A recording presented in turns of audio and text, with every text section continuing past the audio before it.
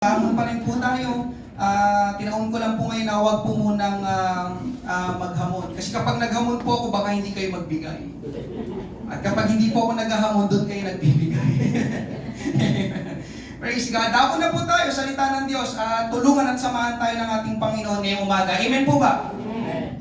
Amen. Praise God. 1 Corinthians chapter 6. 1 Corinthians chapter 6. Amen. Praise God. 1 Corinthians chapter 6. Para po sa salita ng Diyos. Amen. Amen. Hallelujah. Sayang, maraming wala, pero pwede nyo pong i-share yung pangangaral na ito, amen, sa inyo pong mga kilala. Lalo po yung mga wala ngayong umaga. Amen po ba? Amen. Lalo na po sa mga kabataan. Amen po ba? Amen. Praise God. Isa sa pinaka-controversial na issue dito sa Pilipinas na hanggang ngayon ay pinag-uusapan at pinagdedebatihan. Isa sa pinaka-controversial na issue dito sa Pilipinas na hanggang ngayon ay pinag-uusapan at pinagdedebatihan ay ang paksa. Ang paksa tungkol sa sex. Mahimik lahat. Pakikipagtalik. Kaya ngayong umaga, hayaan niyo po akong ipangaral ito. Sabi ko po, hayaan niyo po akong ipangaral ito. Pagpasensyahan niyo na po. Makakarinig kayo ng mga masisenang salita. Pero kailangan po natin ito ngayong umaga. Ang ating pamahalaan ay nagpasa ng batas na naglalayo na ituro sa mga paaralan ng sex education. Tama po ba? Una nila itong sinubukan noon pang 1972. Tagal na pala. Sa ilalim ng Population Education Program na nilikha ng DepEd. Kaya lang ay hindi yun natuloy, pero pinilit pa rin ng pamahalaan na maipasa ang batas na yun hanggang sa maipasa na nga noong 2012. Ang tawag ay Responsible Parenthood and Reproductive Health Act. Ito ay pagsasama ng edukasyong sexualidad sa kasalukuyang kurikulum para sa mga mag-aaral mula kindergarten hanggang grade 12. Gayunpaman, ito ay hindi pa ganap na naipapatupad. Sa mga estudyante na narito, pwede ko bang itanong, meron bang sex education sa inyong school? Meron po ba? Wala, Robin. Amen. Wala, Julia. Wala, Mat. Kelsey, wala. Amen. Ito ay hindi ganap na maipatupad dahil marami ang kumukontra, lalo na ang simbahang Katoliko. Kaya sa school nila Kelsey at Sean, siguradong wala ito. Amen? Ang layunin daw ng sex education ay, hindi ba sa harapan? The general purpose of sex education is to inform youth on topics including sex, sexuality, and bodily development. Ang pangkalahatang layunin ng sex education ay upang ipaalam sa mga kabataan ang mga paksa kabilang ang sex, sexualidad, at pagunlad ng katawan, o yung pakikipagtalik. Kaya lang ay ayaw nga pumayag ng Catholic Church at para sa kanila, mas prefer nila na ang mga magulang na lang ang magturo sa kanilang mga anak na may kinalaman sa usaping sexual. Kaya lang, may mga magulang na hindi rin alam kung paano ituturo ang paksa na ito sa kanilang mga anak. Tama ba mga magulang? Amen. Kaya para sa akin, mga kapatid, tama na ituro ako sa pinangtungkol sa sex o pakikipagtalik. Para saan po, Pastor? Upang mabuksan ang kamalayan ng mga tao, parehong magulang at kabataan. Nang sa ganon, ay may alam tayo at hindi tayo ignorante sa paksa na ito na ating tatalakayin ngayong umaga. Sabi nga ng isang news anchor, importante ang may alam. Amen? Isa yung ignorante ka, ano yun? Amen? Pero, may pero, hindi dapat pamahalaan ang magtuturo. Hindi rin ang paaralan ang magtuturo. Kundi ang tamang magtuturo ng tungkol sa sex ay ang church. Amen.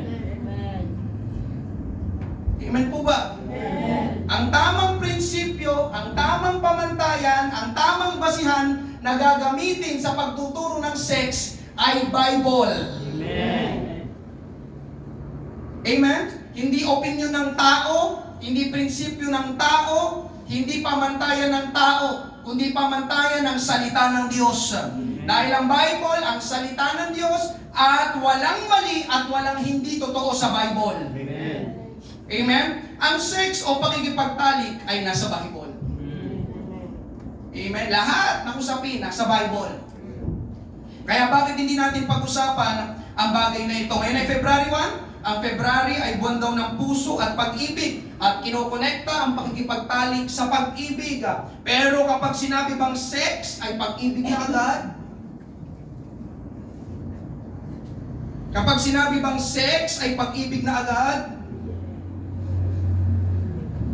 Maya dadaanan natin yun.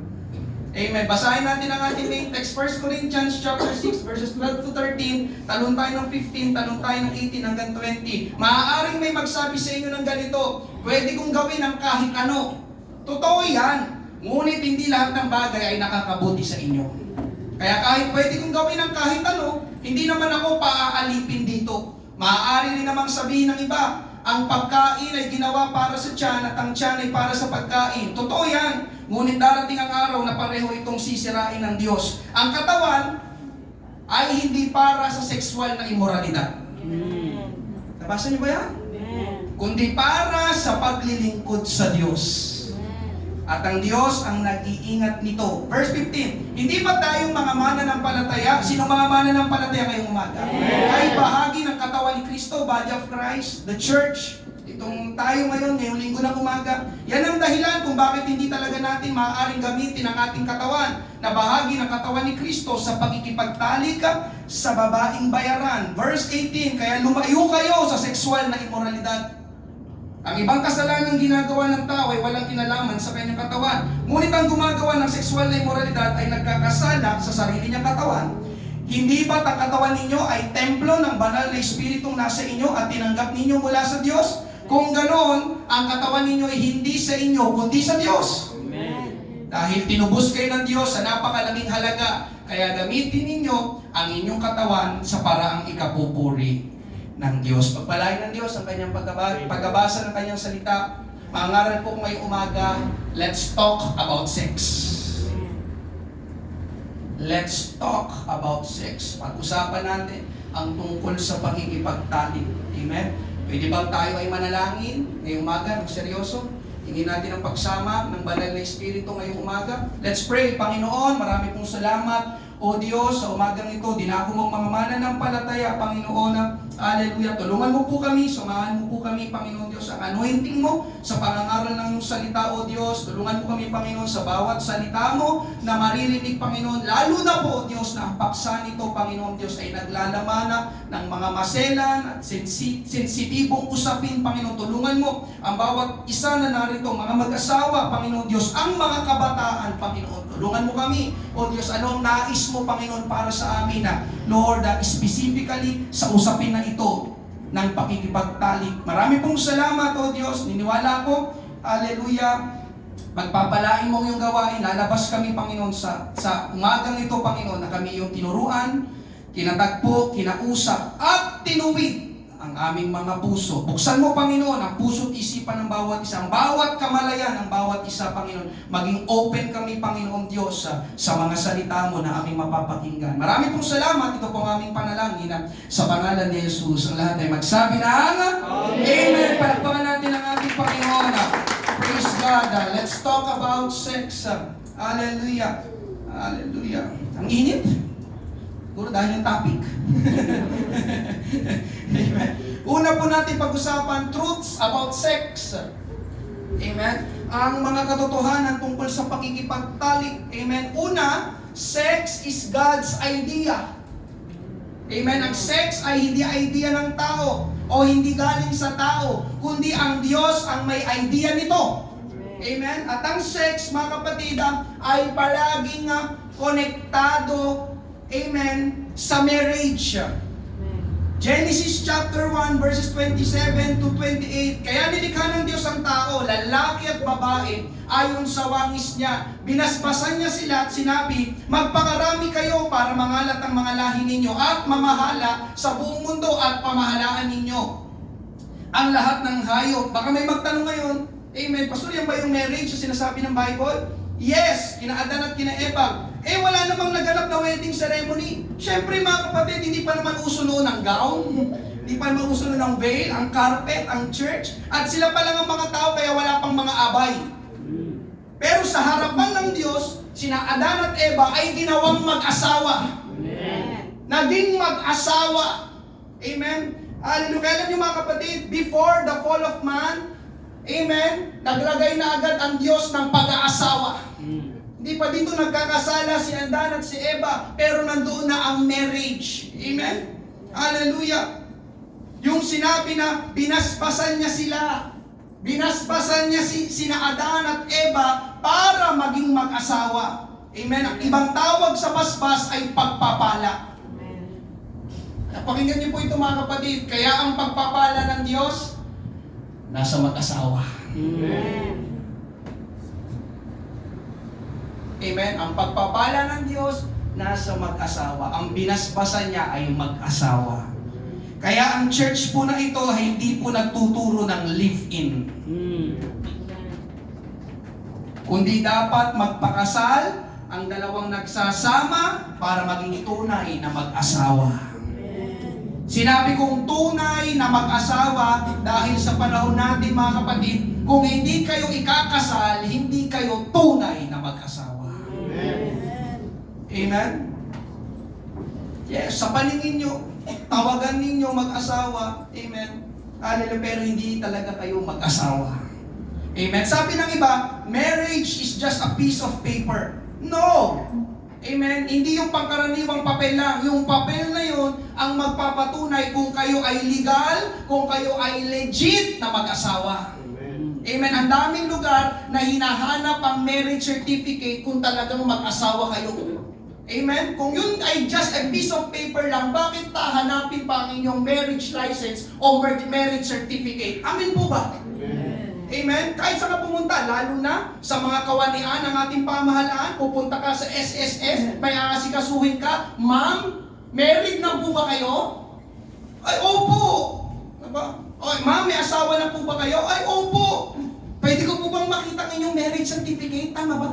Amen. Pwede mo bang sabihin doon sa SSS na staff, hindi na kailangan yun. Basta may asawa ako. Tingin nyo, pwede yun? Hindi. Amen? Basta ang turing namin sa isa't isa ay mag-asawa. Sa tingin nyo po ba, tatanggapin nyo na valid reason o valid ID? Hindi. Kaya mga kapatid, hindi sapat ang pakiramdam lang. Amen. Hindi sapat ang salita lang. Ang kailangan ay yung marriage certificate. Hindi kayo magiging mag-asawa. Amen. No certificate, no evidence, no marriage. Marami kasi nagsasabi ngayon na bakit pa kasi kailangan magpakasal. Amen? Narinig niyo na ba yun? Marami kasi nagsasabi ngayon na bakit pa kasi kailangan magpakasal? Okay naman kami nagsasama. Oo, okay kayo nagsasama, pero ang usapin dito mga kapatid ay yung pagiging legal ninyo. Ito na yun. Ang usapin dito ay yung pagiging legal ninyo sa mata ng batas at sa mata ng Diyos. Okay kayo nagsasama. Pero legal ba kayo sa mata ng batas at lalong-lalo na sa mata ng Diyos? Nandiyan pa po ba kayo?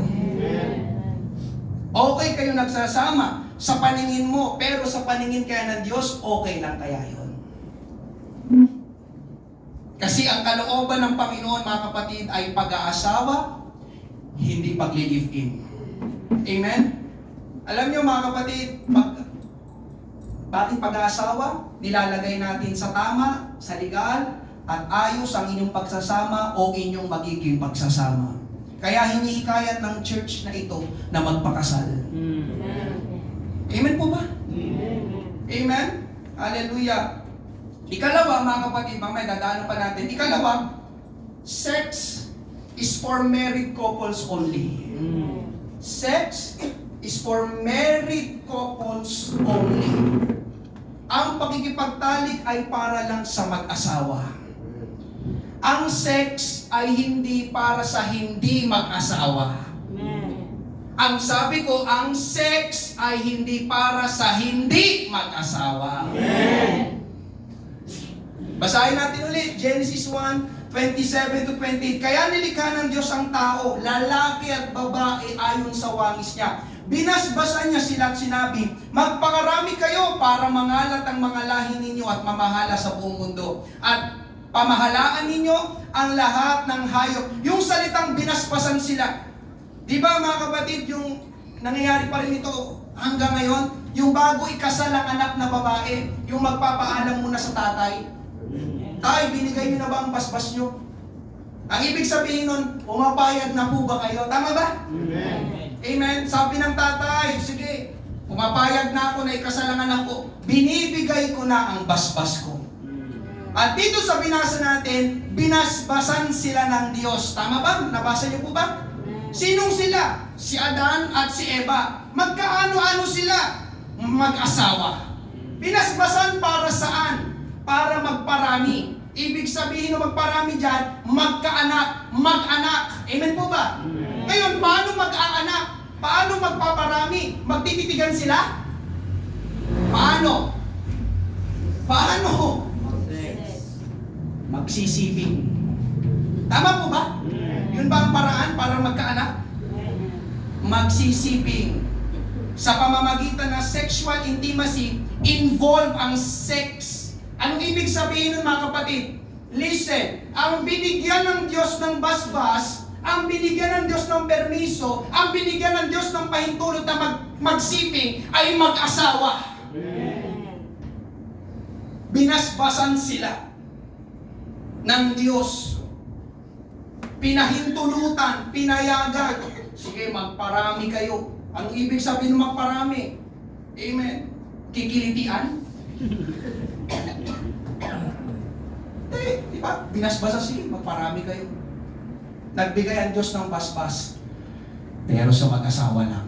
Amen. Amen?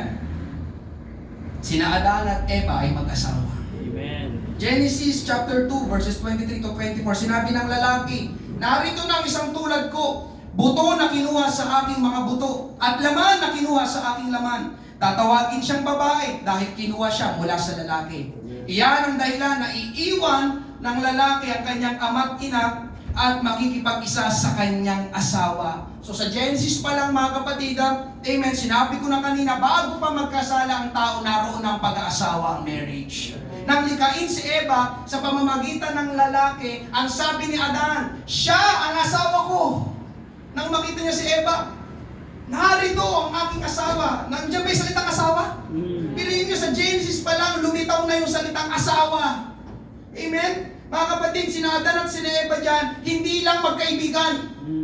Sina Adan at sina Eva dyan, hindi sila magkatrabaho. Amen? Hindi sila magkapitbahay. Sila ay mag-asawa.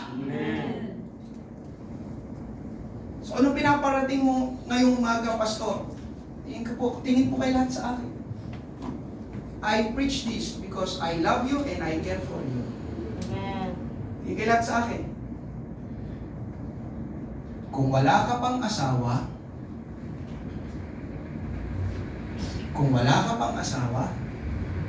wala kang karapatan makipag-sex.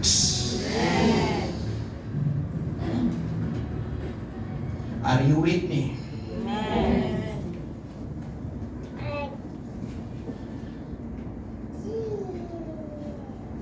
Mga kabataan, pwede ko bang marinig ang amen ng mga kabataan?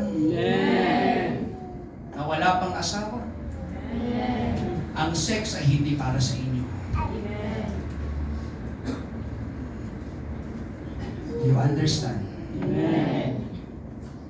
Dahil ang sex ay dinisenyo ng Diyos para lang sa mag-asawa. Hindi ito dinisenyo ng Diyos para sa magkaibigan. Come on. Hello? Hindi ito dinisenyo ng Diyos para sa magkatrabaho. Come on. Hello? Hindi ito dinisenyo ng Diyos para lang sa magkapitbahay. Hello? Hindi rin ito dinisenyo ng Diyos para sa mag-boyfriend at mag-girlfriend. Amen. Hindi sila dyan mag-boyfriend, mag-girlfriend, mag-asawa talaga sila. Ang sex ay dinisenyo ng Diyos para lang sa mag-asawa. Amen. Kaya ang sex at marriage ay palaging magkasama. Amen. Ang sex at ang marriage palaging magkasama. Amen. Mga kapatid, ang sex ay hindi masama. Nakuha niyo yan? Ang sex ay hindi masama. Katunayan, ang sex pa nga ay regalo ng Diyos. Sex is a gift from God. Amen? Kapag sinabing regalo, pabor, ikatutuwa ng bibigyan. Di ba gano'n ang regalo? Pag binigyan ka ng regalo, grabe, binigyan ako ng regalo. Thank you. Ang sarap sa pakiramdam. Tama ba? Amen? Hallelujah. Pero ang sex, mga kapatid, ay regalo lang ng Diyos sa mag-asawa. Amen. Amen? Regalo, listen, regalo na ikasasaya at ma-enjoy ng mag-asawa lang. Amen. Ikaw ay wala pang asawa, amen, hindi ito regalo para sa iyo. Amen. Ito ay sumpa para sa iyo. Amen. Narinig mo ba yun? Amen? Ang sex ay nagiging masama kapag ang gumagawa ay hindi mag-asawa. Amen. Amen? Sa lahat ng mga nakikinig, nagtitake down notes, ang sex ay nagiging masama kapag ang gumagawa ay hindi mag-asawa. Ikatlo, mga kapatid, na truth about sex. Sex is for your spouse only. Sex is for your spouse only. Ang sex ay hindi for sharing. Ang sex ay hindi kung kani-kanino. Ang sex ay para lang sa iyong asawa. Dahil ang unang nilikha ng Diyos na tao ay isang lalaki at isang babae na pinagsama ng Diyos para maging mag-asawa. Genesis 2:18. Pagkatapos, sinabi ng Panginoong Diyos, hindi mabuting mabuhay ang tao ng nag-iisa lang. Kaya igagawa ko siya ng kasama na tutulong sa kanya at nararapat sa kanya. Ang sinabi ng Diyos ay, igagawa ko siya, si Adan, ng kasama. Hindi sinabi ng Diyos na, igagawa ko siya ng mga kasama. Amen. Ganun ba sinabi? Igagawa ko siya ng kasama. So, ibig sabihin, mga kapatid, isa. Hindi mga. Pag sinabing mga, marami. Amen po ba? Hindi sinabi ng Diyos dito na nag-iisa si Adan, kawawa naman. Mabuti pa, igawa ko siya ng maraming Eva. Ganon ba ang ginawa ng Diyos? Ang ginawa ng Diyos ay isang Eva lang. Isang asawa lang. Dahil alam ng Diyos na sapat na ang isang asawa lang. Oh, come on.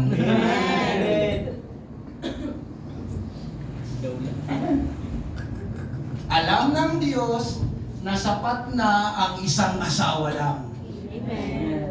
Kaya doon sa mga naghahangad ng maraming asawa, mas magaling pa ba kayo kaysa sa Diyos? Nakita niya si Adan? Amen? Isa lang igagawa ko. Adan, okay na yan. Andyan pa po ba kayo? Kaya hindi po nagtuturo ang Diyos ng polygamous marriage. Yung maraming asawa. Ang ginagawa ng Diyos na marriage ay monogamy. Monogamous. Isang asawa lang. Hindi poly.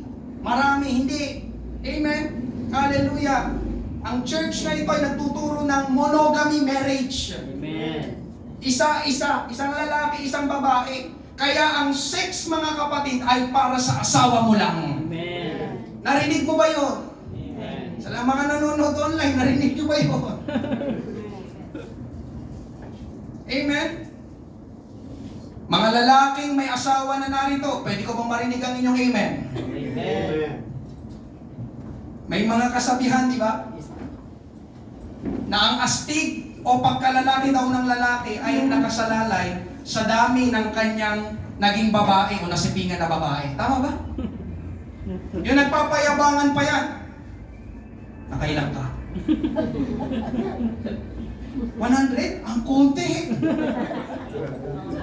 Ako naka 200 ako. Na babae. Mga lalaki. Pero alam nyo, mga lalaki, hindi ka dapat maging proud doon. Alam nyo kung bakit? Amen? Tanong nyo, bakit? Bakit? Dahil yung pakikipag-sex sa marami at iba't ibang babae, yun ay kayang gawin ng aso. Tama ba ako? O sinungaling si pastor? Yun ay gawaing pang-aso. Tignan nyo yung mga aso sa kalsada. Sabi ko nga, makakaroon kayo mga sensitibo ngayon. Tignan nyo yung mga aso sa kalsada, di ba? So, pag may nakitang babae, di ba, papatungan niya agad yung babaeng aso na yon. Kaya di ba, may nakakita tayo ng mga hindi kakakita na eksena sa kalsada, di ba? Ano ba naman itong aso na ito? Di ba? Kapag may nakitang babaeng aso, papatong agad. Listen, ang aso kung kani-kanino pumapatong. Kaya ang mga lalaking kung kani-kanino pumapatong, amen, sa lahat ng mga narito at mga nanonood online, suriin niya ang sarili niya kung tao pa ba siya kasi baka aso na siya.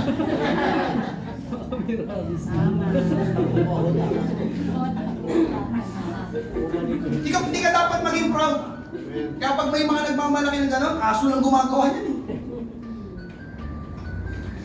Kayang gawin ng aso yan. Asan-aso yan, yung marami. Amen po ba?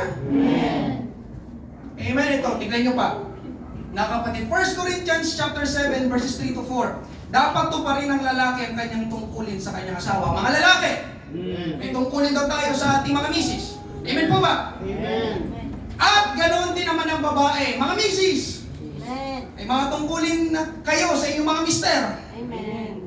Sapagkat ang lalaki ay may karapatan sa katawan ng kanyang asawa. Hindi ako nagsabi. At ganoon din naman ang babae sa kanyang asawa.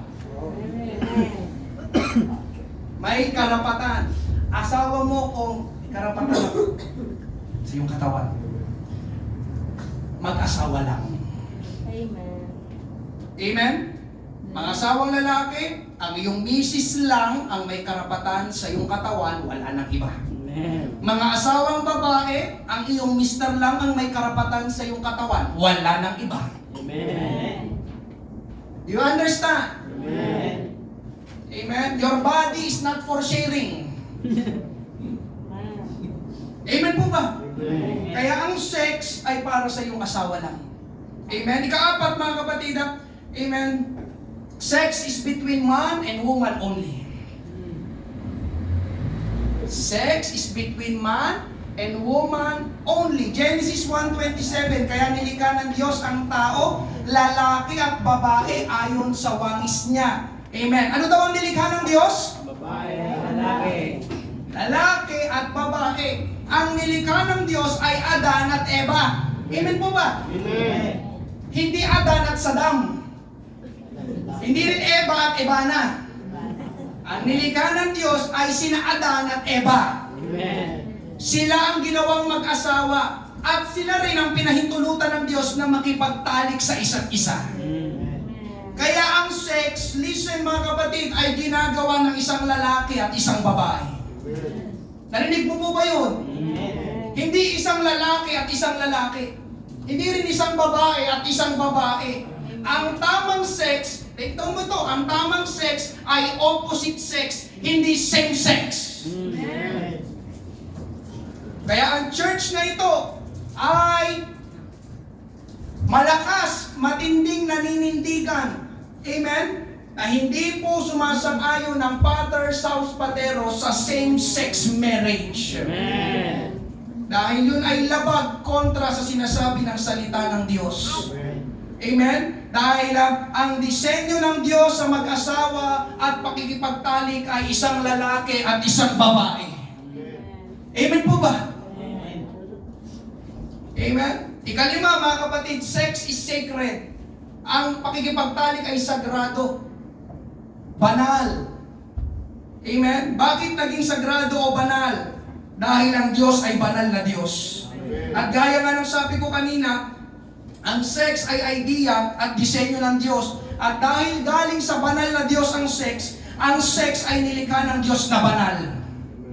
Kapag sinabing banal, mga kapatid, hindi pwedeng pasukin o gawin ng kahit sino man. Amen? Hallelujah. Bibigyan ko po kayo ng halimbawa. Di ba may mga tao na ang tingin sa church ay banal? Kapag inimbitahan mo sila, ayaw nila. Kasi pakiramdam nila, hindi sila karapat-dapat pumasok sa church kasi marumi sila, makasalanan sila. Hindi ako para dyan. Tsaka na, pag ready na ako, hindi pa sa ngayon. Pero ang totoo mga kapatid, lalong kailangan nilang pumasok sa church para tanggapin nila ang paglilinis at pagpapatawad ng Panginoon sa kanila kung sila ay buong puso magsisisi. Amen. Church is for everyone. Welcome po ang lahat. Amen po ba? Amen. Hallelujah. So, doon tayo mga kapatid sa ayaw nilang pumasok. Kasi tingin daw nila yung church ay banal. Di ba? May mga ganito. Tama ba? Mga kapatid, alam nyo, dapat ganon din ang maging pagtingin ng mga tao sa sex. Ang sex ay banal at hindi dapat pinapasok at ginagawa ni numan. Amen? Kaya ngayong umaga mga kapatid, huwag kang makikipag-sex sa kaibigan mo lang. Huwag kang makikipag-sex sa katrabaho mo lang. Huwag kang makikipag-sex sa kaklase mo lang. Huwag kang makikipag-sex sa nakilala mo lang sa online. Huwag ka rin makikipag-sex sa boyfriend at girlfriend mo lang. Dahil ang sex ay banal, ang sex ay para lang sa mag-asawa. Yung sinasabi ng mga tao sa church, yun ang dapat nilang sinasabi sa sex. Hindi pa ako para dyan. Kapag sa church, hindi pa ako para dyan. Baka masunog ako. Di ba? May ganun minsan. Baka masunog ako pag pumasok ng church. Dapat mga kapatid, ganun ang pagtingin ng mga tao sa sex. Hindi pa ako para dyan. Amen? Hindi pa ako ready. Hindi pa ngayon. Sabi ko, hindi pa ngayon. Amen. Kaya alam niyo mga kapatid, sabi ko kanina, hindi dapat pamahalaan at paaralan ang magturo ng sex education. Alam niyo kung bakit? Dahil, yun nga, may mga kasamang research. Ayon sa nabasa ko, ito ay likhaan.org. Nandiyan niya sa inyong harapan. These comprehensive programs teach that sex is a normal, healthy aspect of life and offer pupils that opportunity to explore and define their values and to develop relationship skills. Mga kapatid, narito, nabasa ko, ang turo ng government at school ay normal lang ang sex. At inaalok nila ito sa mga estudyante para i-explore daw nila ito. Ha? Really? Mga kapatid, yan ang mundo kinagagalawan natin ngayon. Normal lang yan. Gawin ninyo. I-explore ninyo. Mga kabataan. Ang turo ng government, mga school. Amen? At meron pa akong nabasa na kasama sa sex education ay yung pagbibigay ng contraceptive tulad ng condom sa mga estudyante. So, ibig sabihin, ganito yung mga kapatid, ibig sabihin, pwede nilang gawin ng sex basta may contraceptive lang. Tama ba? Yun ang pinapalabas nila. Explore nyo. Gamit lang kayo niyan. Kaya ko ito pinapangaral ngayong umaga. Amen? Tignan nyo mga kapatid ha. Pupils, estudyante. Sino mga estudyante ngayong umaga? Sigurado itong mga estudyante na ito walang asawa. Sabi, tuturuan nilang mag-explore ng sex dahil ang sex ay normal lang daw na gawain. Mga kapatid, ngayong umaga, tahasan ko kung sinasabi sa bawat isa, yon ay isang malaking kasinungalingan. Ang sex ay hindi normal na gawain ng sinuman. Dahil ang sex ay banal. Sex is sacred, sex is holy, and sex is for married couples only. Hindi dapat pasukin at gawin ninuman tulad ng mga estudyante. Amen? Kaya alam niyo mga kapatid, para sa mga singles at lalo na sa mga estudyante na narito, hallelujah, gusto ko pong sabihin sa inyo na ang sex ay hindi isang laro. Ang sex ay hindi pang-experiment. Ang sex ay hindi dahil sa inyong curiosity. Ano ba ito? Ano ba ito? Gusto kong sabihin ngayong umaga mga kapatid na ang sex ay isang seryosong bagay at gawain sa paningin ng Diyos. Amen. Kapag nabuntis ka, hindi na yan laro. Kasi kailangan mong buhayin yung bata na yan. Tama ba? Kaya sex ay hindi laro. Amen po ba? Alam niyo ang purpose talaga ng sex? Purpose talaga ng sex. Amen? Listen, ang pangunahing purpose ng sex ay para magkaanak. Saan natin makikita yung pastor? Genesis 1, 27, 28. Kaya nilikha ng Diyos ang tao, lalaki at babae, ayon sa wangis niya. Binasbasan niya sila at sinabi, magpakarami kayo para mangalat ang mga lahi ninyo at mamahala sa buong mundo. So narito ang Diyos, mga kapatid, nilikha ang dalawang tao. Ginawa silang mag-asawa. Sila ay binasbasan at sinabihan na magpakarami kayo o mag-anak kayo. Amen. Kaya na tinanong ko na ito, paano magpaparami? Paano mag-anak? Magsisiping. So narito mga kapatid, ang pangunahing layunin ng pagsisiping ay para mag-anak. Ayon sa sinabi sa Genesis 1, 27, 28. Kaya sila magsisiping, si Adan at si Eva, para magparami, para magpaanak. Amen po ba? Amen. Kaya ang sex is procreation, hindi recreation.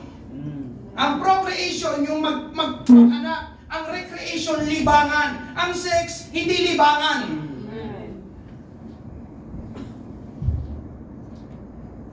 Lalo na sa mga kabataan na narito, ang sex ay hindi libangan. Wala akong magawa ngayon. Pag-sex na.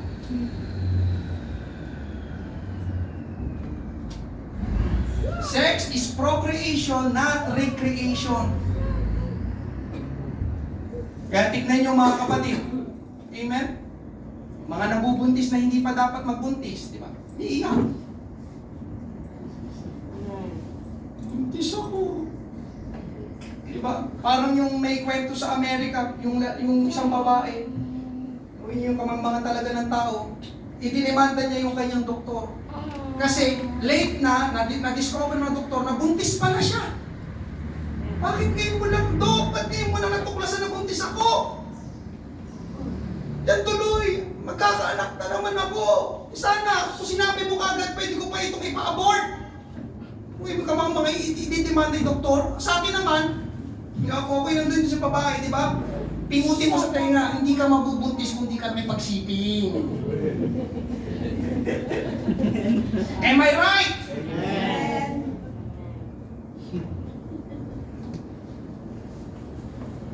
Tama po ba? Sabi sa ating main text, 1 Corinthians 6:12, maaaring may magsabi sa inyo ng ganito, pwede kong gawin ang kahit ano. Totoo yan. Ngunit hindi lahat ng bagay nakakabuti sa inyo. Oo, pwede mong gawin ang sex. Anytime you want. Amen? Pero ang tanong, para sa iyo ba ang sex? At makakabuti pa sa iyo ang makipagtalik sa iyong kalagayan, estado ngayon. Amen? Kaya tingin ko mga kapatid, delikado kapag ang government at school ang nagturo ng sex education. Delikado. Kapag sila ang nagturo ng sex education. Salamat, amen, sa Panginoon. Tingin ko ay pinipigilan din ng Panginoon na huwag munang magkaroon talaga ng sex education sa mga school. Dahil, kawawa ang mga magulang. Ang magulang, kawawa ang mga magulang, believe me. Pag sila nagsimula na magturo ng sex education school, ipanalangin ninyo, Lord, makialam ka sa aming bansa. Tataas ang teenage pregnancy.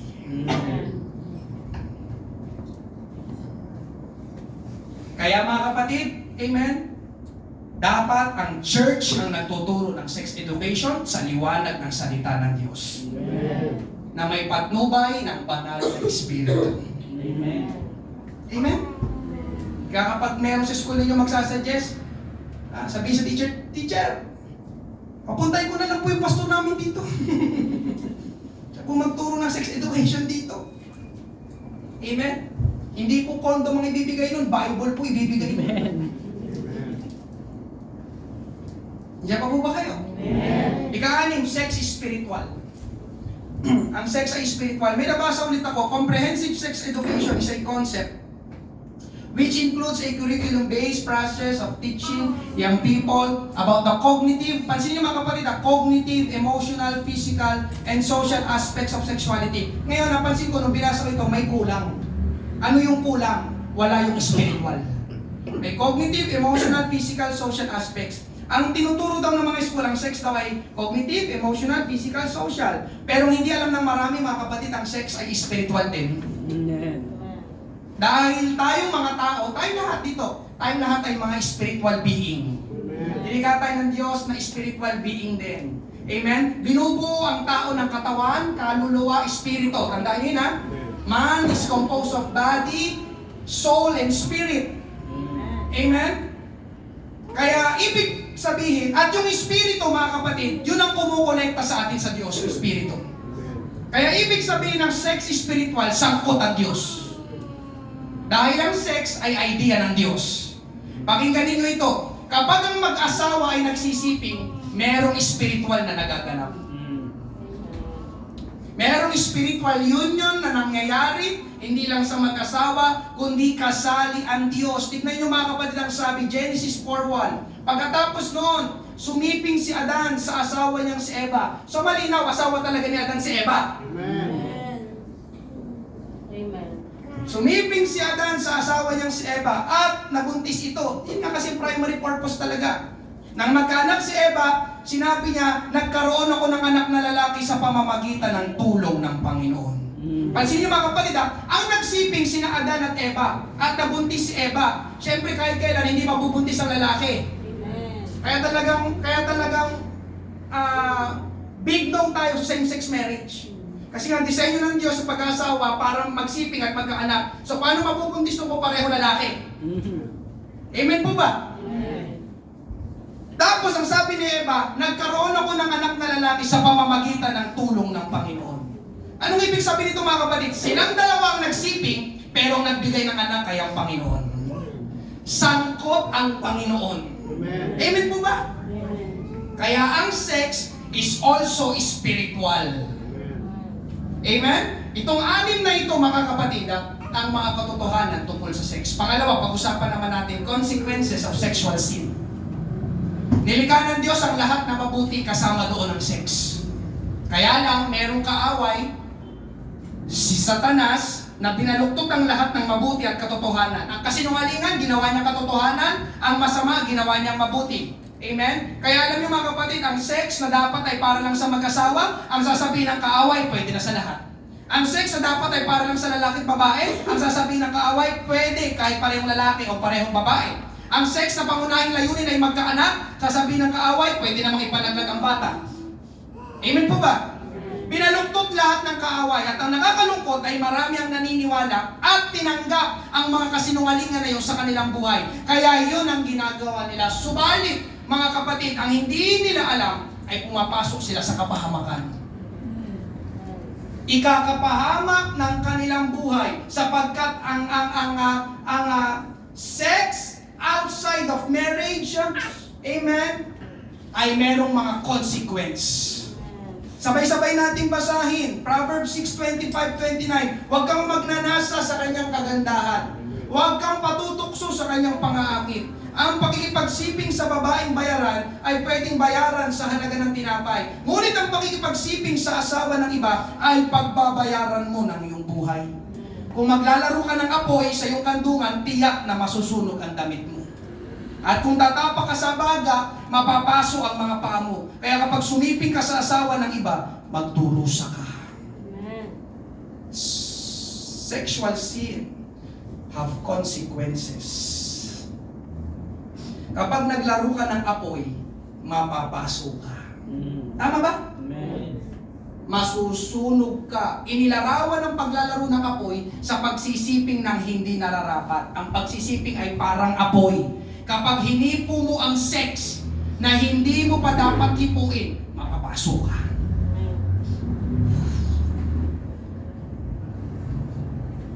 Amen po ba? Ibig sabihin, may hindi magandang epekto, may consequences na mangyayari sa iyo kapag hindi mo pa dapat gawin ang pakikipagsiping. Mga kapatid, hallelujah, ang sex ay para lang sa mag-asawa. Amen po ba?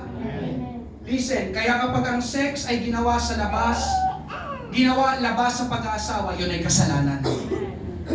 I will say it again. Yun ay kasalanan. Sex outside of marriage is sin. Meron pala? Sex outside of marriage is sin.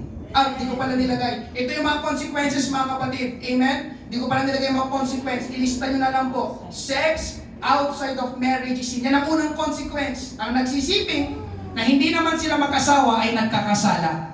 Ulitin ko, ang nagsisiping na hindi naman sila mag-asawa ay nagkakasala. Ulitin ko pa ulit, ang nagsisiping na hindi naman sila mag-asawa ay nagkakasala. Amen. Ang tawag ng Bible doon ay sexual immorality. Sexual immorality. Kapag sinabing moralidad, ito ang katanggap-tanggap, ito ang tama, ito ang tamang gawin. Kapaligtaran, yung immoralidad, ito ang hindi katanggap-tanggap, ito ang mali, ito ang hindi dapat gawin. Amen po ba? Ang taong nakikipagtalik sa hindi niya asawa ay nagkakasala ng immoralidad. Nagiging immoral siya sa harapan ng Diyos. That's why I am preaching this, mga kapatid. Kaya yung mga live-in partners, mga kapatid, sorry to say, pero nagkakasala sila ng immoralidad. Do you hear that? Yung mga live-in partners, sa harapan ng Diyos, nagkakasala sila ng immoralidad. Paano mo man nasabi, Pastor? Balikan natin yung ating main text, 1 Corinthians 6, 15 at 18. Hindi ba tayong mga mananampalataya ay bahagi ng katawan ni Kristo? Yan ang dahilan kung bakit hindi talaga natin maaaring gamitin ang ating katawan na bahagi ng katawan ni Kristo sa pakikipagtalik sa babaeng bayaran. Kaya lumayo kayo, verse 18, sa sexual na immoralidad. Tinukoy talaga, tinumbok ng Bible. Ang ibang kasalanan ginagawa ng tao ay walang kinalaman sa kanyang katawan, ngunit ang gumagawa ng sexual na immoralidad ay nagkakasala sa sarili niyang katawan. Sinabi ng Bible, mga kapatid, na ang pakikipagtalik sa babaeng bayaran ay sexual na immoralidad. Tama ba? Ano ba ang babaeng bayaran? Ang babaeng bayaran, ang prostitute, amen, ay hindi asawa. Ngayon, ang live-in partner ay hindi rin asawa. Tama po ba? So, magkapareho lang yung dalawa. Ang pinagkaiba lang, binabayaran ng babaeng bayaran at hindi binabayaran ng live-in partner. Pero pareho silang hindi tunay na asawa. Amen po ba? Amen. At sabi ng Bible, ang pakikipagtalik sa hindi asawa, ay bayaran, ay nagkakasala ng sexual na immoralidad. Andiyan pa po ba kayo? Kaya yun ang dahilan, mga kapatid. Yun ang dahilan. Alam mo ito, sa mga pumasok na couples dito sa church. Alam mo ito, sa mga pumasok na couples dito sa church, nagtatanong si pastor, walang galang na ho. Nagsasama na po ba kayo? Opo. Kasal na po kayo? Tama? Sino mga tinanong ni pastor? Kasal na po kayo? Hindi ko nahihiyang itanong yun. Alam niyo kung bakit, mga kapatid? Amen? Hallelujah. Dahil alam po sinasabi ng Bible. Amen? Bakit ko tinatanong na kasal na po ba kayo? Nagsasama na po ba kayo? Listen, dahil sa inyong pagsasama sa isang bubong, sigurado ako hindi kayo nagja-jack and poy lang.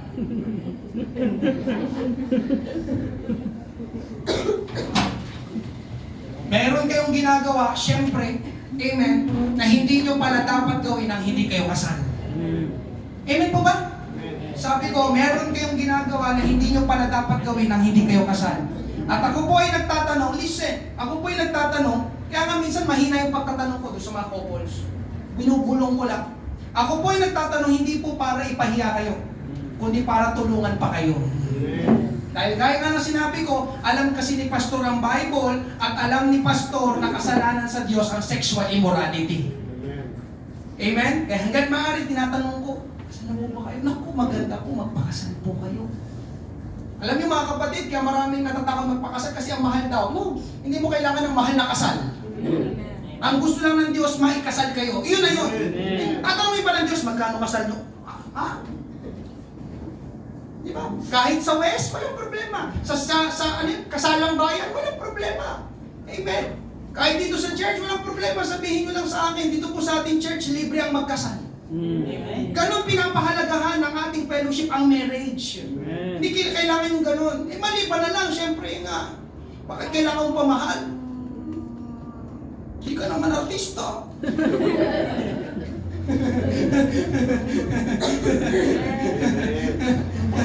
Pero kung kaya nyo naman, sige, why not? Diba? Pera nyo naman yan. Ang sa atin lang mga kapatid, hanggat maaari, kasal na pakasal. Kasal kayo. Diba? Maraming na-enjoy ang mag-asawa. Maraming blessing. Ang sarap sa pakiramdam kapag lalabas ka dyan, legal na asawa ko ito. Amen? Amen. Amen po ba? Amen. Ikalawang consequence, yung guilt. Yung guilt, konsensya. Alam niyo mga kapatid, walang nakokonsensya na tama ang ginawa nila. Sinuli ko yung wallet ng alay, nakakakonsensya. May ganun ba? Wala naman ganun, di ba? Amen. Alam niyo mga kapatid, ganun din sa mag-asawa. Walang mag-asawa na pagtapos nila magsiping ay nakukonsensya sila. Ewan po, sa inyo, ewan po. Walang mag-asawa na pagtapos nila magsiping ay nakukonsensya sila. Tama po ba sa mga may asawa na natin ito? Bakit sila makukonsensya ay mag-asawa sila? Ang nakukonsensya ay yung hindi mag-asawa.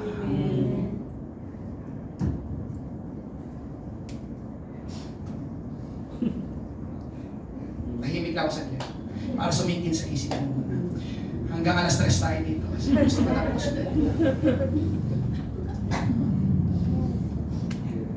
At kapag ang tao ay nakukonsensya, ibig sabihin, alam niyang mali yung gagawin niya o yung ginawa niya.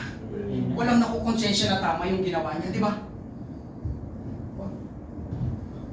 Nandito ako sa bahay ko, nakakakonsensya. Bakit ako pumasok dito? Hindi, di ba?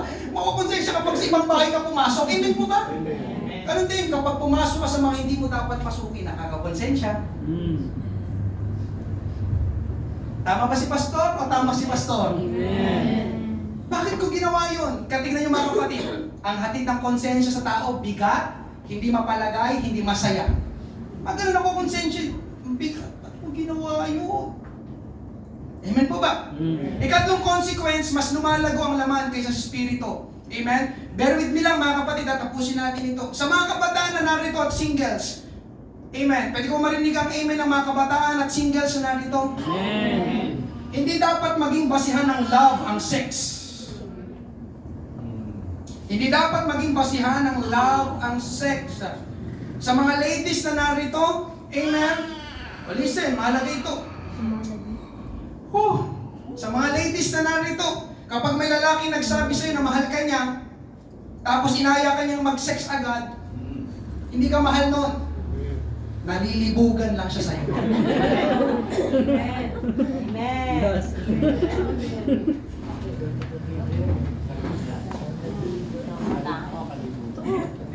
Diyan pa po ba kayo, mga ladies? Amen. Hello? Chat tayo. I love you. Punta ka dito mamaya sa bahay. Nanay ha, pagkatas itong preaching na ito, tignan niyo yung cellphone ng inyong mga anak. Pag ayaw ibigay, may tinatago. Amen. Yeah. Dahil ang totoong pag-ibig, listen. Ang totoong pag-ibig naghihintay. Ang totoong pag-ibig naghihintay. 1 Corinthians 13:4, ang tao may pag-ibig ay mapagtiis. Love is patience. Amen. Kaya kung totoong mahal ka niya, listen, sa mga babae na narito, kung totoong mahal ka niyan, kung sino man yan, Hihintayin niyang ikasal muna kayo bago kanya yayain ng pakikipagtalik. Because love is patience. Handa siyang magtiis dahil mahal ka niya. At yun ang tunay na definition ng pag-ibig. Patience. Amen? Kaya lang ang problema, yung ganun nga, marami ang hindi makapaghintay, kaya bumibigay agad. Amen? Pero hindi yun love, mga kapatid. Pakinggan nyo ito. Ay, hallelujah. Lord, tulungan mo kami. Hindi lahat ng nagsisex ay nagmamahalan. Yung iba, tawag lang ng laman. Yung iba, tawag lang ng laman. Narinig niyo na ba yun, tawag ng laman? Alam niyo mga kapatid, yung word na laman sa Bible, negative yun. Ang laman, kalaban ng Espiritu ng Diyos. Ang laman, dadaling ka sa kasalanan. Galatians 5:17 at 19, sapagkat ang ninanasa o yung gusto ng laman ay laban sa nais ng Espiritu. At ang nais ng Espiritu ay laban sa ninanasa ng laman. Magkalaban ang dalawang ito. Magkalaban ang laman at Espiritu. Verse 19, ang mga taong sumusunod sa ninanasa ng laman ay makikilala sa gawa nila. Sexual na immoralidad, kalaswaan, kahalayan. Pansinin niyo mga kapatid, ang top 3 na gagawin ng laman, sexual na immoralidad, kalaswaan, kahalayan. Pinagtabi-tabi silang tatlo. Top 3 pa. Ito daw yung mga gawa ng laman. Sexual na immoralidad, kahalayan, kalaswaan. Kaya kung gusto mo makipagtalik agad, nang wala ka namang asawa, amen, kontrolado ka ng laman. Ang nananaig pumapakibabaw sa yung tinatawag na flesh. Amen, at ang flesh, lagi kang hilay papunta sa kasalanan. Amen? Kaya sa mga babae, mga kapatid na narito, amen? Hallelujah. Hindi lahat ng lalaki ay puso mo ang habol nila. May mga lalaki ng habol nila sa iyo ay katawan mo lang.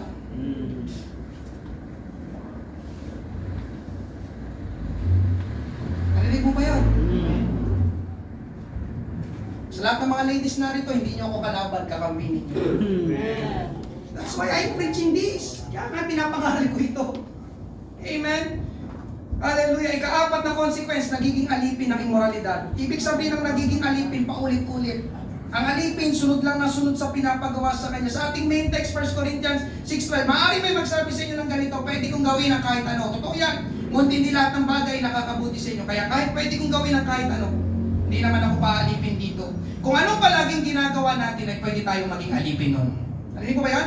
Kung anong palaging ginagawa natin, kung ano palang ginagawa natin ay pwede tayong maging alipin nun.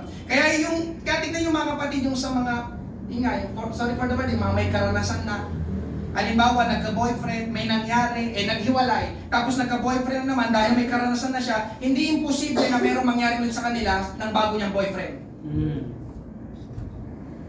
Hanggang sa hindi niya namamalayan, alipin na pala siya ng sexual na immoralidad. Paulit-ulit, yun nga lang, iba-ibang lalaki. Dahil lang ginagawa ng kasalanan, nang aalipin. Amen? Yeah. Amen? Mga ladies, mga kapatid. Hallelujah. Ito na naman. Ay, ako Lord. Mga ladies, huwag kayong pumayag na maging parausan lang kayo ng kung sino-sinong lalaki.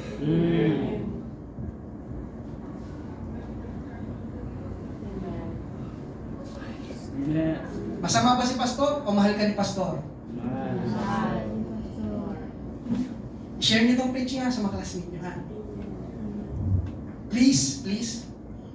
Ang value mo ay wala sa sex. Ang value mo ay nasa Panginoon. Ikalimang consequence, nasisira ang imahe ng pamilya. Ang pamilya ay binubuo ng tatay, nanay at anak o mga anak. Kaya lang dahil sa pakikipagtalik ng hindi pa dapat, may mga nabubuntis ng hindi pa dapat. Kaya nangyayari, di ba, may mga lalaki na ayaw panagutan, iiwanan ng lalaki, hindi pa daw ready, ang ending single mom. Tama po ba? At merong mag-asawang naghihiwalay dahil yung isa naghahanap ng iba. Kaya ang gagawin, sasama doon sa ibang lalaki, ibang babae na hindi niya asawa. Ang tawag naman doon ay adultery. Pangangalo niya, kaya sexual immorality at adultery magkasama. At yung dalawang iyon, parehong kasalanan. Pangangalo niya, sexual immoralidad, magkasama yung dalawang yun, magkapatid yun, magkamag-anak yun. At pareho yung masama sa paningin ng Diyos, kasalanan. Amen? Kaya ang resulta mga kapatid, yun nga, nasisira ang pamilya. May mga anak na hindi nakikilala ang kanilang tatay o walang nakikitang father figure habang lumalaki. Amen? Ika-anim na consequence, bisa na natin, ang sexual immorality, sumpa. Lahat naman ng kasalanan ay sumpa.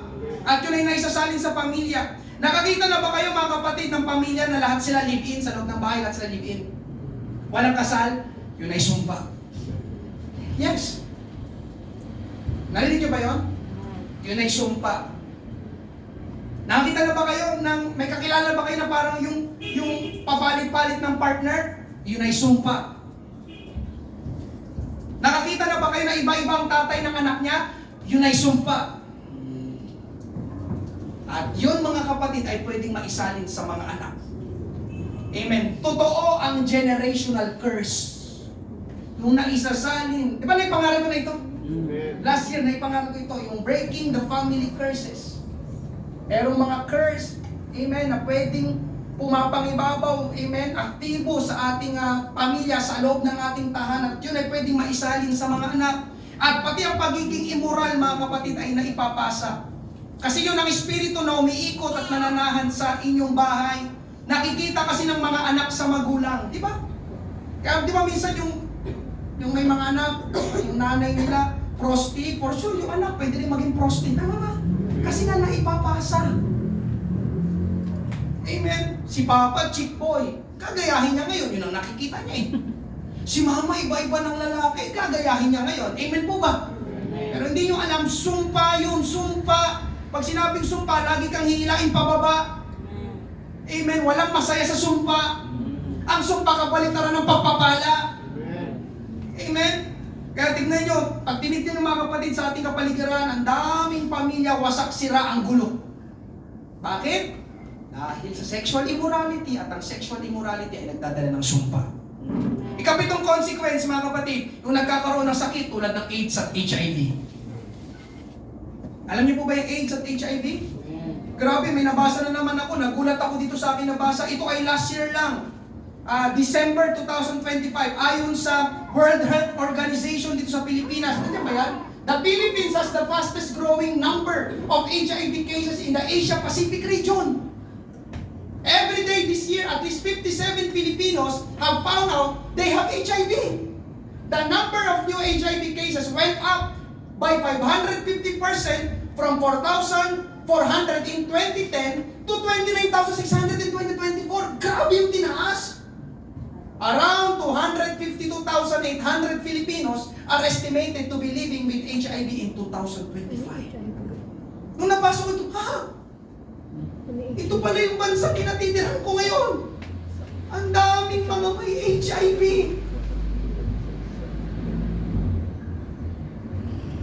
Ang HIV ay isang sakit. Tama ba? Ewan ko na dyan, HIV hanggang ngayon wala pa rin gamot.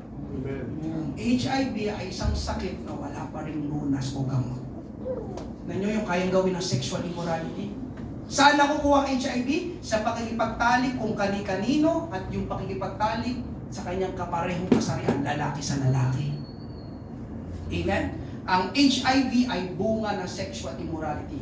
Ganito, amen? Kumbaga, talagang yung walang lunas. Biruin mo mga kapatid, wala silang makitang lunas. Alam mo, nakikita ko doon, yan ang consequence. Sabi ng Diyos, yan ang consequence. Walang lunas sa HIV at AIDS. Ginawa nyo yan. Di ba halos lahat ng lunas? Halos lahat ng sakit may lunas, di ba? Pero bakit hanggang ngayon hindi matagpuan yung lunas sa HIV at AIDS? Nandiyan pa po ba kayo? Ganito kabigat sa Diyos ang sexual immorality. Amen? Anong ipinapakita ng statistics na ito, mga kapatid? Alam mo, ang nakita ko dito, maraming Pilipino ang namumuhay sa immoralidad. Maraming Pilipino ang namumuhay sa immoralidad. Kaya ipanalangin natin, marami pang kababayan natin makakilala talaga sa ating Panginoon. Kaya hindi ako nahihiya pag nangangaral ako sa kalsada. Kailangan niyo ang Panginoon.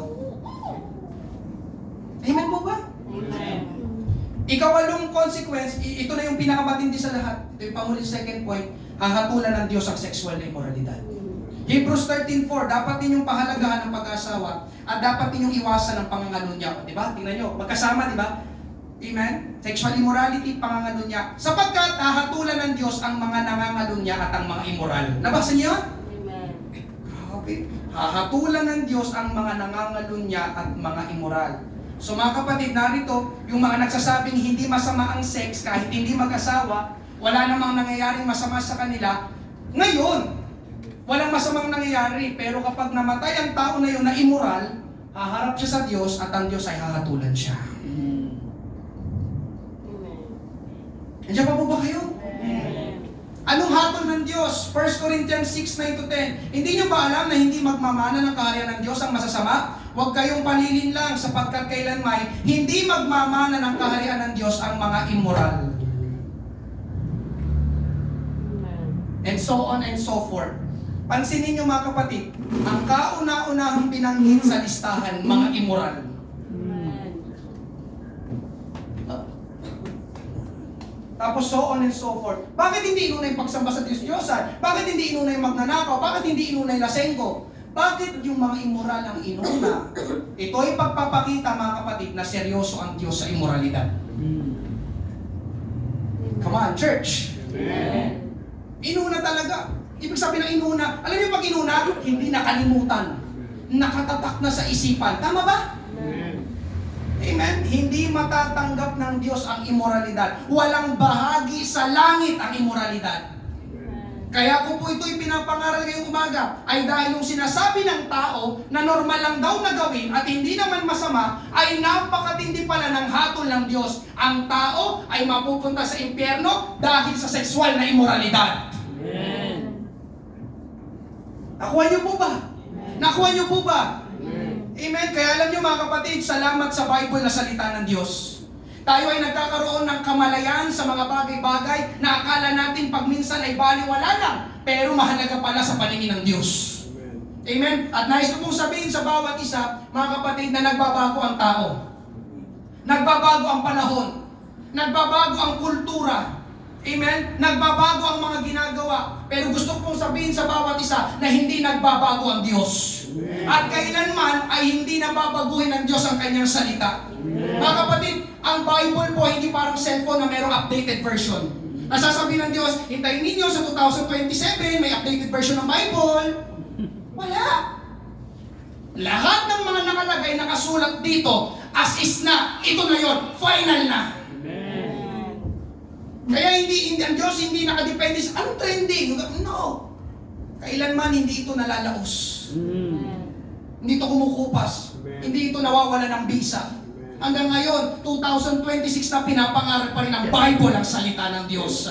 Para turuan tayo, para kumbiktahin tayo, para ilagay tayo sa tamang landas. Amen po ba? Hallelujah! Pangatlo at panghuli, paano tayo makakaiwas sa sexual immorality? Nang sa ganon, ay hindi tayo mahulog sa kasalanan. Amen. Ang alam nyo, kailangan mga kapatid, ang kailangan ay sexual boundaries. Sexual boundaries. Amen. Ang boundaries ay limitations. Amen po ba? Ito ay parang guguhin ka ng linya sa pagitan mo at ng ibang tao. Nandiyan pa po ba kayo? Amen. Ibig sabihin mga kapatid ng boundaries, amen, guguhin ako ng linya, ikaw dyan ka lang, ako dito lang ako. At ikaw na nandyan, hindi ka pwede pumunta dito at ako na narito, hindi ako pwede pumunta dyan. That's boundaries. Gusto mo ba pagtagumpayan ang sexual sin? Boundaries. Amen? Ang unang boundary ay mata. Job 31 verse 1, ipinangako ko sa aking sarili na hindi ako titingin ng may pagnanasa sa isang dalaga. So, ngayong umaga mga kapatid, ito po ang memory verse ng lahat ng lalaki na narito. Sabi ko, ito po ang memory verse ng lahat ng lalaki na narito. Amen. Sa mata, una nagsisimula yung kahalayan, nakikita. Amen? Kaya kapag may nakikita kayo na magkakasala kayo, iwas agad ng tingin. Ang sabi ko, iwas agad ng tingin. Amen. Hindi yung tititigaw mo pa. Nahabot. Hoy! Sorry.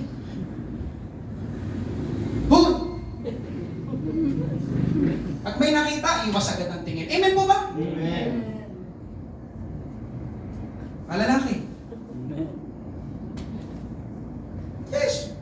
iwas agad.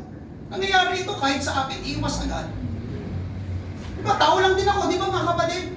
Pero alam ko yung aking boundaries. Di ba? Wala eh. Di ba? Pag may nakita, iwas agad. In Jesus' name. Diretso. Nandiyan pa po ba kayo? Mga lalaki pa lang ako sa nandiyan pa po ba kayo? Hindi yung luluwa na yung mata mo. Hindi mo pa, malaulong daw pa. Amen? At isa pa mga kapatid, kung bakit marami nasasangkot sa premarital sex. Yun eh, premarital sex, sex outside of marriage. Amen? Dahil sa pornography. Sabi ng Manila Bulletin, ito ay last month lang din, December 2025. Hindi ko na nasulat. According to Pornhub's 2025, pakinggan niyo mga kapatid, according to Pornhub's 2025, Pilipinas ang third place sa top 20 na bansa na laging nanonood ng porn.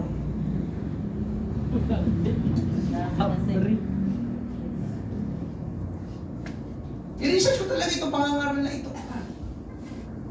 At ang mas nakakabahala pa dito, listen ha, ang mas nakakabahala pa dito, 64% ng nanonood ng porno ay mga babae. Mga Pinay.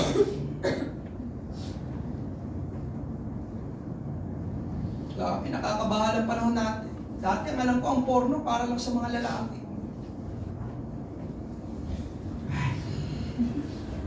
Tapos meron pa akong nabasa, yung may nakapagsabi ng ganito, nung bata pa ako, ang hirap manilip. Pero ngayon, buksan mo lang cellphone mo, punta ka sa Facebook, naglipa na ang mga naka-bra panty. Tama ba? Yung iba talagang halos gusto na maghubad. Kasi sabi daw, ang hirap manilip, ngayon buksan mo lang sa Facebook. Grabe, dati talaga yun. Ngayon, grabe. Amen. Kaya, dumadami lalo yung mga manyak at malibog. Oh, di ba? Masisisi nyo ba sila? Ba't kayo nahubad? Sa mata kasi una, yung boundaries. Mata. Amen? Hallelujah. Ikalawang boundary, skin. Balat. Mata, balat. Sa mga kabataang babae, amen? O, sa mga kabataang babae, o, tingin lang sa akin. O, yun na tumingin eh. Sa mga kabataang babae na narito, amen? Huwag kayong pumayag na hinahawak-hawakan kayo ng mga lalaki. Because skin is boundary. Skin is boundary.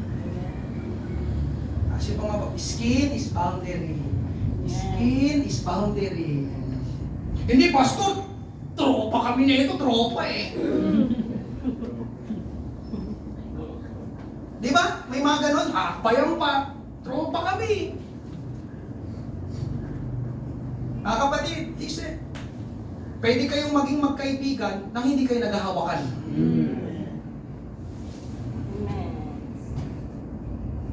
Nandiyan pa mo ba kayo?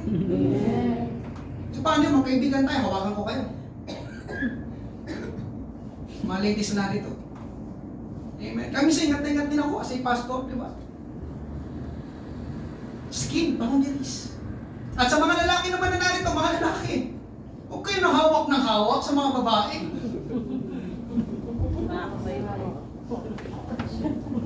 Na hindi nyo asawa.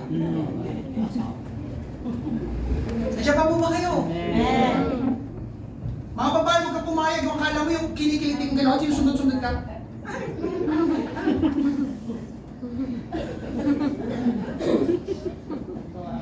Alam nyo, sa mga lalaki na narito, alam nyo, mga babae, mga lanat nyo, gano'n, yung hawak ng hawak, mahilig lang yung mananching. Nanananching lang yun. Nanananching lang yun. Maniwala kayo sa akin. Amen po ba? Amen. Skin is boundaries. Hindi nyo ba napapansin mga kapatid, di ba? Pag minsan, pag nadikit lang yung braso mo sa braso ng opposite sex, parang may kuryente. Tama ba? Kasi skin is boundaries. Diyan ka, dito lang ako. Magtropa tayo, magkaibigan tayo, pero walang hawakan. Amen po ba? Yan pa po ba kayo? Yan, bakit nahulog sa sex? Nahulog na rin sa, nagsisimula rin sa touch. Touch. Yan pa po ba kayo? Sa mga babae, di ba? Pag hinawakan ka ng lalaki, sabihin mo, boundaries. Huwag mo kong hawakan, di tayo, di ba? Di tayo mag-asawa. Only Bello touches my skin. Di pala, only my spouse. Ano ba ito? Napasok pa yan. Ay, nako. Yun nga, minsan mga kapatid, kapag ang balat ng lalaki at babae dumampi sa isa't isa, parang nagkakaroon ng koneksyon na hindi maipaliwanag. Amen? Ikatlong boundary, yung pagtakbo, papalayo sa tukso. Ikatlong boundary.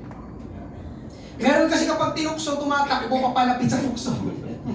Mali, ang tamang pagtakbo, papalayo sa tukso. Amen? Kagaya ng ginawa ni Joseph sa Bible, Genesis 39:12, ginawakan siya sa damit ng asawa ng amo niya, sinabi, sipingan mo ako, pero tumakbong palabas ng bahay si Joseph at naiwan ang balabal niya na hawak ng babae. May umaakit sa'yo, may tumutukso sa'yo, tumakbo agad, papalayo. Ang sabi ko, tumakbo agad, papalayo. Amen. Ang tukso hindi ine-entertain, ang tukso tinatakasan. Amen. Kaya alam niyo mga kapatid, listen, hindi ako naniniwala doon sa pastor na tukso lang. Hindi, ang totoo, nagpatukso ka. Ang totoo, nagpatukso ka. Kasi ang tukso pwedeng takasan agad, pero bakit nanatili ka pa rin doon? Nabasa niyo ba yung ginawa ni Joseph? Na hindi siya nanatili doon sa loob ng bahay kung nasaan ang tukso. Ang ginawa niya, siya ang lumabas, siya ang tumakbo, papalayo doon sa tukso. Hindi siya nanatili doon. Amen po ba? Ganon din ang tamang gawin ng bawat isa sa atin ngayon sa mga wala pang asawa. O pati sa may asawa. Amen? Kapag may lumitaon sa phone mo na malaswa, scroll agad. Kapag may nag-chat sa'yo na hindi mo kilala at sinabing pwedeng makipagkilala, ignore mo agad. Yung iba kasi chinat lang. Pakiramdam agad niya, ang ganda-ganda niya. Mga kapatid, mga babae, boundary. Boundary. You understand the word boundary? May limitasyon, may hangganan. Amen po ba? 1 Corinthians 6:18, kaya lumayo kayo sa sexual na immorality. Pinapalayo talaga tayo ng Bible. Amen po ba? Amen. Ika-apat na boundary, makinig sa mga Diyos na payo. Proverbs 19:20, dinggin mo at sundin ang mga payo at pagtutuwid sa iyong pag-uugali at sa bandang huli ay magiging marunong ka. Sa bandang huli, magiging marunong ka. Sa bandang huli, magiging marunong ka. Pinangaral ko last Sunday ay wisdom. Last Sunday, sa mga narito, wisdom. Sa maraming pagkakataon, kailangan natin ng wisdom. Lalo na pagdating sa usapin ng puso at pag-ibig. Sabi ko, lalo na pagdating sa usapin ng puso at pag-ibig, kailangan ng wisdom. Hindi lahat ng nararamdaman natin ay tama at makakabuti sa atin. Kaya, makinig tayo ng payo. Sabi ko, kaya makinig tayo ng payo. Hindi, pastor, hindi! Siya na talaga yun, siya na. Pastor, ngayon lang to eh, ngayon lang eh. Ngayon lang may nag-chat sa akin eh. Pero ay mo, 50 years old na ako nabubuhay, ngayon lang may nag-chat sa akin. Hello!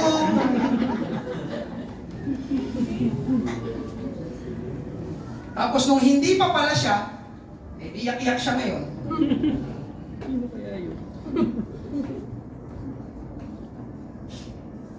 Amen? Tapos lalapit kay pastor, di ba? Tsaka palang lalapit kay pastor, di ba? Pero yun yung mga kapatid, amen? Yung kinikilig kayo, hindi kasali si pastor. Ngayon problemado kayo, isasali mo si pastor. Alam mo yun dyan.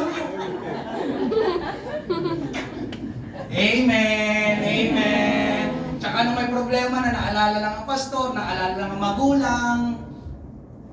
Ma, broken hearted ako. Sorry, naalala ko yung broken hearted.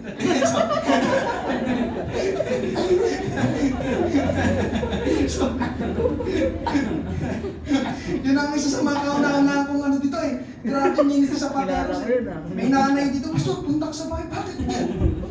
Yung anak ko broken hearted. Ay no, Lord, help me. Hallelujah. Kapatid, yung mga magulang na nagpapayo sa inyo, pakinggan ninyo. Nak, wag muna. Nag-aaral ka pa. Sabi ko, nak, wag muna. Nag-aaral ka pa. Sabi ko, nak, wag muna. Tapos ka muna ng pag-aaral. Ang boyfriend, yung girlfriend, makakapaghintay yan. Amen. There are many fishes in the ocean. Amen?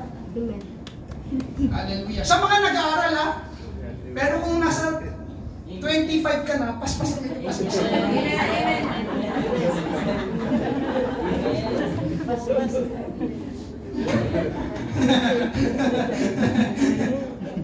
Bro, sis. Hallelujah. Mo na mahintay mamay na pusa. Galaw-galaw. Hallelujah. Ang dami kong na-enjoy. Amen sa pag-aasawa. Dapat ma-enjoy mo rin. Amen mo ba? Hallelujah. Pag sa mga kabataan, huwag muna. Kahit ako ng pasukan. Aral muna. Focus. Amen po ba? Amen. Nasa huli ang wala sa alam nyo, di ba? Praise God. Ikalimang boundary, itrato mo yung katawan na banal. Itrato mo yung katawan na banal. 1 Corinthians 6:19, hindi ba't ang katawan ninyo ay templo ng banal na Espiritong nasa inyo? At tinanggap ninyo mula sa Diyos? Kung ganoon, ang katawan ninyo ay hindi sa inyo, kundi sa Diyos. Boundary. Ang ating katawan ay templo o tahanan ng banal na Espiritu. Pero nyo mga kapatid, amen, sino ay nang nakaalam? Banal pala ang katawan natin. Banal pala ang katawan natin. Kasi ang nananahan sa atin ay banal na Espiritu. Banal. Tapos, di ba, bababuhin natin, sisirain natin, tutungisan natin. Amen po ba? Amen. Kaya hindi natin pwedeng gawin ang gusto lang natin gawin sa isang katawan dahil ang ating katawan ay banal. Amen. So itong 5 boundaries, mga kapatid, ang kailangan natin para maingatan. Naalala niyo ba yung 5 boundaries? Mata, balat, tumakbo, papalayo sa tukso, makinig ng payo, ituring mo yung katawan na banal. Amen po ba? Amen. Hallelujah. Ang boundaries, mga kapatid, ay pag-iingat sa atin. Sabihin nyo nga, ang boundaries Ang boundaries ay pag-iingat sa atin. ay pag-iingat sa akin. Do you agree? Amen. Kapag alam mo ang boundaries mo, maiingatan ka. Believe me. Kapag alam mo ang boundaries, mga kabataan, pati sa mga may asawa, pag alam mo ang boundaries mo, maiingatan ka. Amen. Oh, may asawa na ako. Oh, wala pa akong asawa. Amen po ba? Know your boundaries. Amen? Alam niyo mga kapatid, pagpapala ang hatid sa atin ang boundaries kapag iningatan natin ang ating sarili.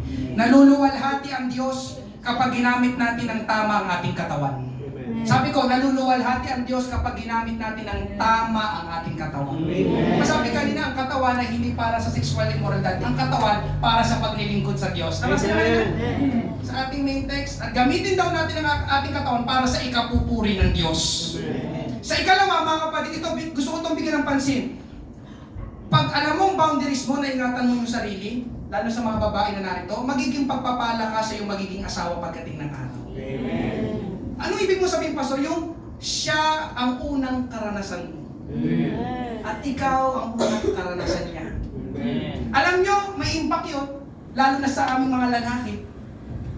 Wow, ako ang una sa kanya. May impact yun. As a male, speaking to you in front of you right now, wow, ako ang una sa kanya. Wow. Nandiyan pa po ba kayo? May impact yun sa mga lalaki. Kapag yung kanilang mapapangasang babae, wow. Amen? Sabi pa nga ng iba, di ba yung word nila, ang swerte ko naman. Di ba? Nagkakaroon ng dignity, ng honor, ng respect. Para bang yung ego at self-esteem, lalo na nung lalaki, nabuboost. Grabe yung itong aking pakakasalan. Ako, sorry for the word, ako ang makakauna sa kanya. Amen po ba? Alam nyo, ganun kahalaga ang sex preservation. Nire-reserve mo ang sex para sa iyong magiging asawa. Handaan mo, pakinggan mo ito. Ano ngayon? February 1, 2026. Sabi mga ladies, makalipas ang ilang taon, kapag ginawa mo ito, papasalamat ka sa akin. Amen po ba? Amen. Ang aral doon sa Pateros, si Pastor Timothy about sex. At ngayon, ikakasal na ako. At hanggang ngayon, ikakasal akong virgin. Amen. Thank you, Lord, for that pastor and for that preaching. Di ba, ikaw mismo, yung ego, self-esteem, di ba, nabubus. Yung dignity, yung honor, yung respect. Kaya sa mga ladies na narito, mga ladies, amen, gusto makita ang kamay ng mga ladies, mga single ladies, ingatan ninyo ang sarili ninyo. Ingatan ninyo ang sarili ninyo. I-reserve ninyo ang virginity ninyo. Amen. Amen? Hindi yan para sa lahat. Yan ay para dapat sa magiging asawa mo lang. Amen? Pagtatapos, Pastor, tapos na tayo. Paano yan, Pastor? The damage has been done. Nangyari na ang hindi dapat mangyari. Amen? Hallelujah. Mga kapatid, sa lahat ng mga narito, yung gano'n, the damage has been done. Nangyari na hindi dapat mangyari. I will say to you, mabuti ang Panginoon. Mabuti ang Panginoon. Ang ating Panginoon ay punong-puno ng biyaya. Ang ating Panginoon ay Diyos ng bagong simula. Ang ating Panginoon ay God of restoration. Ang ating Panginoon ay God of many chances. Yes, naunawaan ko, Pastor, bakit yan mo na yung pinangaral? Sorry. Amen. Ngayon hindi tayo nagkakilala. Amen. Pero mahal ka ng Panginoon. Hindi na natin mababago na ang aral ako pasispas. Pero pwede nating baguhin ang iyong kinabukasan. Amen. Ngayon na napakinggan mo na itong pangangaral na ito. Okay po ba? Amen. Amen. Mahal ka pa rin ng Panginoon. Kaya sa mga ladies na narito, ngayon pa lang, totoo ito, ipag-pray nyo na lang, ipag-pray in your future husband, future wife. Amen. At tip ko lang, tip. Amen. Ang pipiliin mo dapat ay yung in love sa Panginoon. Amen. May relasyon sa Panginoon. At higit sa lahat, may takot sa Panginoon. Pastor, bakit may takot sa Panginoon? Kasi kung may takot siya sa Panginoon, hindi kayo nasasaktan. Hindi kayo nalolokohin. Bakit? Kasi may takot siya sa Panginoon eh. Amen. Di ba? Nandiyan pa po ba kayo? Sa mga ladies na narito. Pag-pray nyo na. Ngayon pa lang, pag-pray nyo na. Lord, yung talagang may personal relationship, kilala ka, may takot sa'yo. Talagang ikaw ang una pang in love siya. Kasi pag in love siya sa Panginoon, madali na sa Kanya na mahalin at ibigin ka. Nandiyan pa po ba kayo? Amen? Hallelujah. Sa lahat po na narito, mahal kayo ng ating Panginoon. Amen? Salamat sa ating Panginoon, may Bible. Amen. Ang church ang dapat na magturo ng sex education. Palakpakan, purihin natin ang ating Panginoon. Ngayong umaga, amen, praise God. Pakipicture na lang, may nakalimutan na po yung quote, pakipicture na lang po. Amen. Hallelujah. Sabi ni Rowan Williams, ang pagtuturo ng Kristiyano tungkol sa sex ay hindi isang set ng mga pagbabawal. Ito ay isang mahalagang bahagi na sinasabi ng Biblia tungkol sa pamumuhay sa paraang ipinapahayag ng ating buhay ang katangian ng Diyos. Kapatid, yung ipinapangarap ko ngayon, hindi ito yung pinagbabawalan ka. Amen? Bawal. Hindi. Amen. Iniingatan lang tayo ng Panginoon.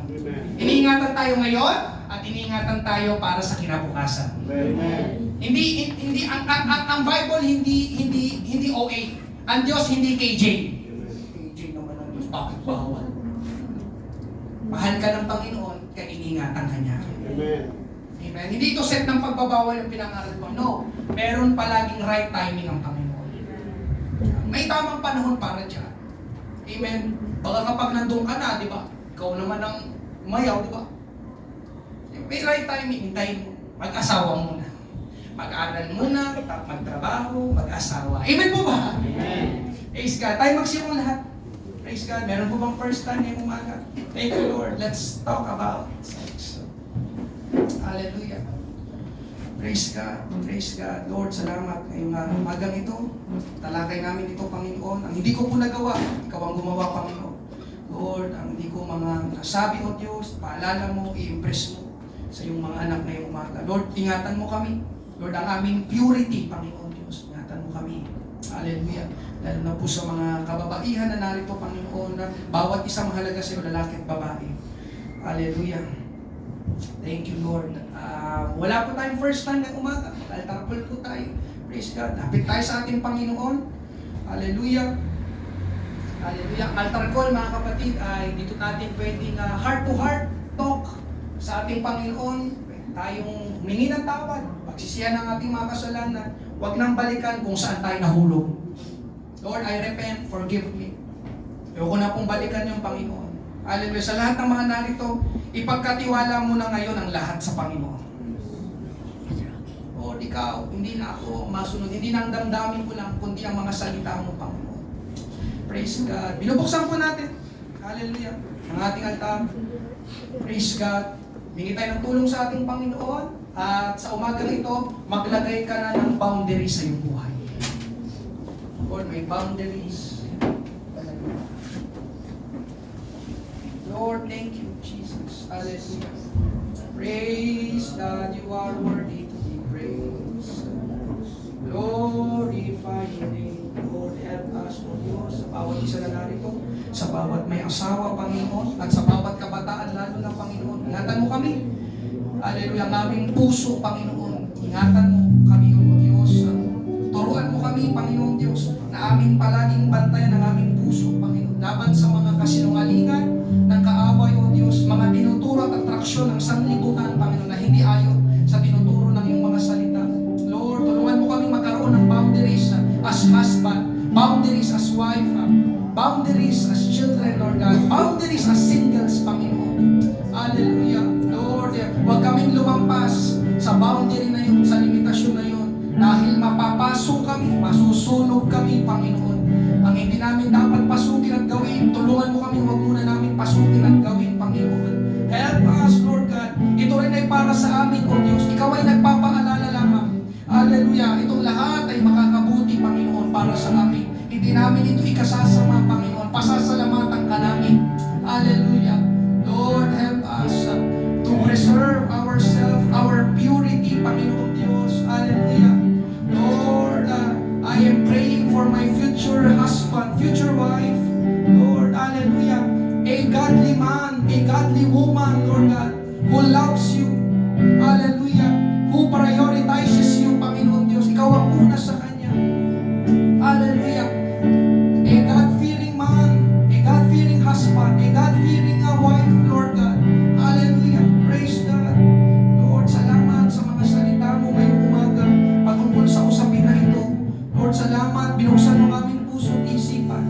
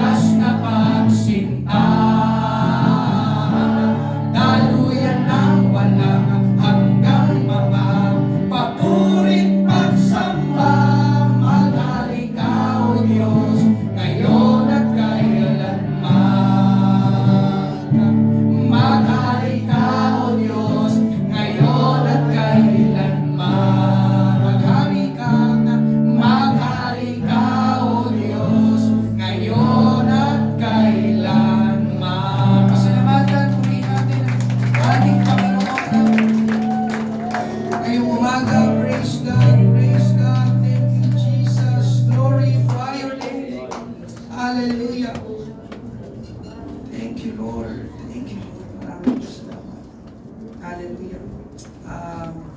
Praise God. Bago tayo closing prayer, si Brother Joseph, hiling ko mag-praise si Brother Joseph. Mga kapatid, itong ipinangaral ko ngayon ang biblical sex. Bible-based sex. At ito ang tamang sex o tamang pakikipagtalik na dapat nating sundin. Amen po ba? Hindi ito galing sa magazine, galing sa anumang, ewan ko kung galing ito sa Bible. Amen. Hallelujah. Nawa ay nakatulong po ito sa bawat isa, lalo na po sa mga singles at mga kabataan, lalo na mga kababaihan na narito. Amen. Mahal tayo ng ating Panginoon at hanggang ngayon patuloy niya tayong iniingatan. Amen. Tayo may closing prayer, Brother Joseph.